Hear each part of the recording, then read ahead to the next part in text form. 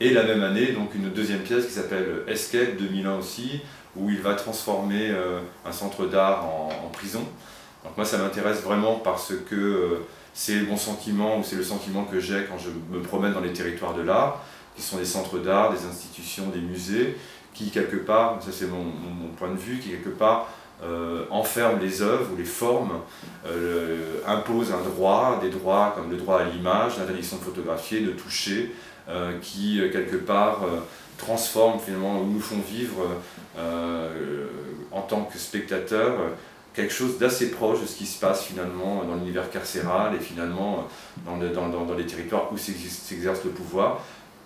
Pour ma part, en tout cas ces lieux-là me font souvent vivre cet état-là. Donc je trouve que le fait d'avoir transformé ce centre d'art en prison, comme une métaphore un peu des territoires de l'art.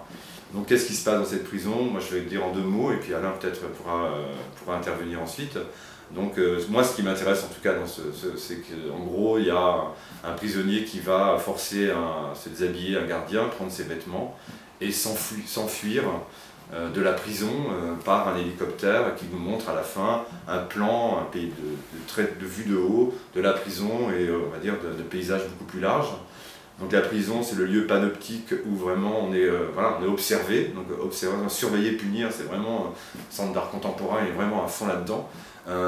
Et de l'autre côté, pour moi là-dedans ce qui m'intéresse c'est que quelque part le prisonnier, ça pourrait être aussi la figure de l'artiste, qui est obligé de feindre un langage pour traverser ces territoires, mais qui quand même aspire, j'imagine, pour une partie d'entre eux, à élargir le champ de vision qui est du panoptique à quelque chose de beaucoup plus grand, qui pourrait être peut-être, on va dire, une métaphore, une figure en tout cas de ce que peut faire un artiste aujourd'hui. Alors peut-être tu peux nous en parler un peu plus ou... Oui, c'est marrant, comme déjà tu présentes la vidéo comme un prisonnier qui menace, enfin qui prend les affaires du gardien. Parce que ça, c'est effectivement le premier plan, mais qui est déjà... pour moi, le film commence quasiment au moment où tout s'est déjà produit. Puisque moi, ce qui m'intéressait aussi, c'est que ce soit un gardien de prison qui s'évade de prison. C'est ce qu'on voit à l'image. C'est finalement un gardien qui escalade le mont de charge, qui casse la vitre de la verrière et un hélicoptère vient le chercher. Donc ça, c'est quelque chose qui m'intéressait bien, cette ambiguïté de qui s'évade. Après, c'est pas un film linéaire comme ça, avec... bon, déjà, il faut dire que, toi comme moi d'ailleurs, on intervient dans des centres d'art, des musées, en tout cas, pas au cinéma. Ce qui fait que, pour moi, c'est quelque chose de très important, quoi. Il n'y a pas de... un public est convoqué, il s'assied, il regarde du début à la fin. Ça n'existe pas, en tout cas dans ma façon de montrer mon travail. Et on sait comment ça se passe, hein. Quand on va au musée, qu'on regarde une vidéo, on arrive, on regarde 10 secondes, on se tire, on revient 3 minutes après, et puis on regarde un peu, et puis voilà, donc on a une vision comme ça, très très morcelée sur un travail. Mais moi ça m'intéresse beaucoup ça. Donc la plupart de mes vidéos sont construites comme ça, enfin en tout cas à un moment donné, surtout au début de mon travail, où quasiment il ne se passe rien, et à un moment donné il y a un événement, mais on peut ne pas le voir, quoi. Et ça c'est quelque chose qui m'intéresse beaucoup.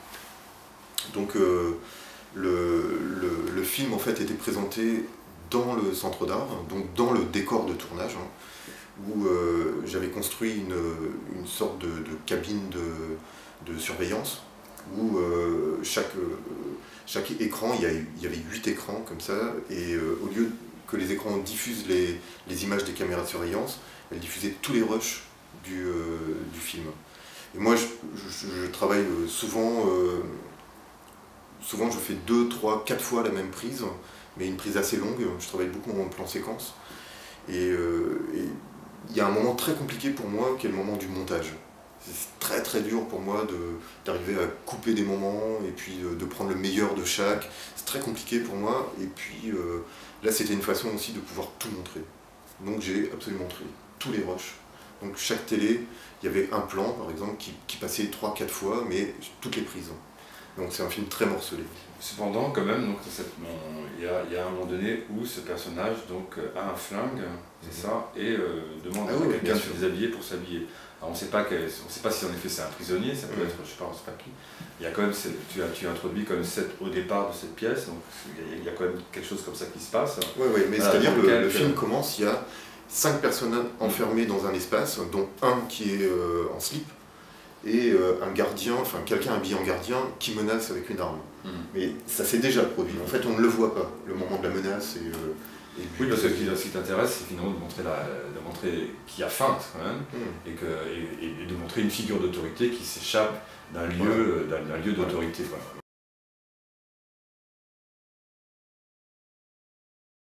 Donc il y a une série de pièces qui m'intéressent beaucoup, que moi j'aime énormément et qui me troublent beaucoup. Donc c'est tout ce travail qu'Alain fait dans ce qu'il appelle des tableaux, donc, où il dessine, c'est-à-dire où par des impacts de balles, il y a des formes qui sont créées ou des dessins. Donc il représente des figures du pouvoir américain, donc je peux me souvenir s'il y a même des présidents américains, ou en tout cas il y a des... Non, pas des... En fait la série de portraits que j'ai fait, c'est tout le gouvernement américain de 2001. D'accord. Okay. Donc ils sont tous flingués. Et donc voilà, une pièce qui s'appelle Trafalgar aussi, il y a 40 000 impacts, ça m'impressionne avec un moment clé apparemment de cet événement.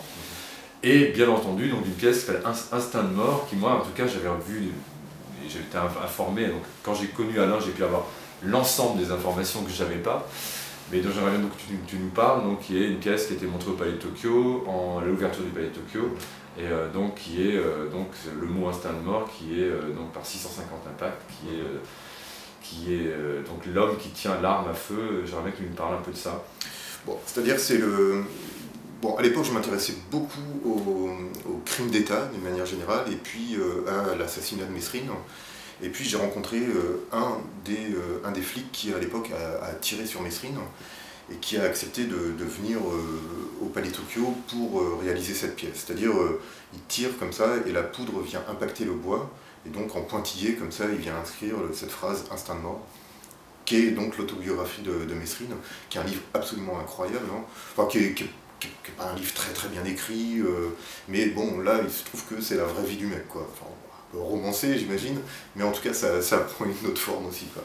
Et donc, il est venu contre l'avis de sa hiérarchie, hein, puisque quand moi j'ai rencontré, il était commandant de la brigade criminelle de Paris. Donc il a demandé l'autorisation au ministre de l'Intérieur, qui lui a refusé. Mais comme ça lui tenait vraiment à cœur de réaliser cette pièce, il est venu comme ça en douce au Palais Tokyo, avec des armes non répertoriées, des stocks de balles qui dataient pour certaines de 1945. Enfin, tout un stock de balles comme ça en vrac dans une caisse, qui sont à usage très flou. C'est-à-dire comme ça les flics ont des stocks d'armes et de munitions qui n'existent pas a priori. Et donc il s'est servi de ça pour venir réaliser la pièce à l'époque. J'aimais beaucoup ce que tu disais. Et donc ce qui m'intéresse dans cette pièce aussi, c'est que à un moment donné, donc l'autorité policière a demandé à ce flic de tirer sur Mesrine, il a obéi bien entendu, mais en même temps, on va dire qu'après coup, on peut le dire après coup, ça lui a posé, un problème de conscience, c'est quelque chose. Pourquoi est-ce qu'un flic doit tuer quelqu'un? Est-ce que c'est son truc? Et donc ce que j'aime beaucoup, moi, c'est qu'Alain, finalement, dans ce dispositif-là, prend une autre autorité qui est celle du monde de l'art. Et quelque part, cet homme s'intéresse à l'art, donc quelque part, c'est aussi ça qui est intéressant. Et quelque part, il le pousse à tirer une deuxième fois sur Donc il y a vraiment le remake. Sauf que cette fois-là, on lui interdit de le faire. Sauf que cette fois-là, on lui interdit de le faire. Voilà. Donc il y a toujours, et je trouve que ça illustre très bien, cette pièce-là illustre vachement bien les différents dispositifs que tu mets en place. Donc voilà, sur l'ambiguïté aussi de ce que de prendre des acteurs réels. Et de les faire intervenir dans la pièce, de brouiller un peu tout ça finalement, et quelque part aussi de convoquer l'art comme autorité aussi. Voilà, tu t'intéresses beaucoup à la loi, il y a une de tes pièces où tu montres une voiture de flic sur laquelle est écrit le mot évasion, Et là, pour pouvoir la montrer réellement, tu travailles avec un avocat et qui trouve comme idée d'écrire ceci n'est pas une voiture de police, mais une œuvre d'art. Donc il y a toujours, de manière ou d'une autre, voilà, donc la loi. Et c'est une des choses peut-être qui nous lie un peu, c'est peut-être d'explorer l'un et l'autre, on va dire le territoire que fixe la loi, et les territoires que fixe la loi. Moi je trouve que le travail d'Alain souvent aussi met en jeu tous les territoires d'exception, c'est-à-dire que l'État à un moment donné va fixer, va asseoir son autorité en fixant des lieux qui seraient des lieux d'exception, des lieux où on n'a pas le droit de faire des images par exemple, c'est un travail que tu as fait à New York. Donc voilà, ce pouvoir a besoin finalement d'asseoir son autorité là-dessus. Donc voilà, donc lui il explore un peu tous ces territoires-là, tout ce que... Ouais. C'est vrai que c'est quelque chose qui nous lie aussi, comment est-ce possible? Comment peut-on faire pour réaliser ça? Tu veux emprunter un texte, une musique, comment est-ce que je peux le faire légalement? Et donc toi, tu as trouvé la parodie, non? Ouais, donc voilà, l'exception de parodie me donne la possibilité finalement, grâce à cet espace, que la loi fixe, qui est la liberté de se moquer, on ne demande pas l'autorisation à quelqu'un dont on veut se moquer, ça semble être un peu normal, et finalement, grâce à ça, on peut finalement, la parodie étant un genre assez mal défini et assez large finalement, qui finalement est le truc du retournement, c'est-à-dire la parodie, c'est reprendre quelque chose, le transformer de manière à provoquer une critique iconoclaste, voire à se moquer, donc avec la dimension d'humour qui est importante. Donc moi, c'est une grande partie de mon travail, voire l'ensemble de mon travail, peut être lu à travers ce prisme-là, et moi je me mets dans cet espace de la loi parce que finalement je pense que c'est de là qu'il y a une incohérence, hein. Et puis deuxièmement, en effet, m'attaquer à cette notion de droit d'auteur, tout simplement parce que l'appropriation des œuvres, toute l'histoire de l'art a fonctionné sur l'appropriation, c'est-à-dire on n'a pas arrêté de s'approprier des cultures, des machins, à les retransformer, à les retraduire autrement, voilà, à jouer avec les formes. D'un seul coup, on va savoir pourquoi, aussi le libéralisme et la puissance du capitalisme dans l'art fait qu'au bout d'un moment, les œuvres, elles sont... on n'a pas le droit de les photographier, qu'il faut demander une autorisation pour pouvoir utiliser un extrait de film, un morceau de chanson, que c'est extrêmement compliqué, qu'on n'a quasiment jamais les autorisations, et que tout ça empêche finalement, en tout cas, cadre cette notion d'auteur, la pousse à l'absurde, et au final interdit de manière légale, en tout cas, interdit réellement l'appropriation. Pour moi, l'appropriation, c'est une sorte de fondement. Depuis tout petit, je m'approprie de la nourriture, des informations, et c'est comme ça qu'on se construit tous. Donc d'un seul coup, pourquoi est-ce que dans un lieu comme l'art, il y aurait encore une zone, un truc d'exception, c'est-à-dire que d'un seul coup, il y a exception, et pour moi, s'il y a exception, ça veut dire que comme pour le politique, c'est pour asseoir son autorité. Voilà. Donc d'un seul coup, l'art devient autoritaire. Il y a des lieux qui sont des véritables prisons qui nous les montrent. Il y a des gens qui font la queue parce que quelque part ils aiment bien ça. Et donc voilà. Voilà. Et donc moi je pense que ce qui se passe en politique et ce qui se passe en art, c'est vraiment lié. Et lui, à mon avis, par cette technique de feinte d'infiltration, quelque part montre ça. Donc voilà. Donc c'est pour ça que ça m'intéresse. Simplement, en effet, moi, je me situe dans un territoire qui est celui du clown, parce que je suis un clown de toute façon dans la vie. Et donc j'aime me moquer de tout, et donc forcément, la moquerie, c'est toujours par rapport à l'autorité, hein, enfin par rapport à une autorité. Et donc, il y a vraiment donc, pour moi, c'est un geste politique.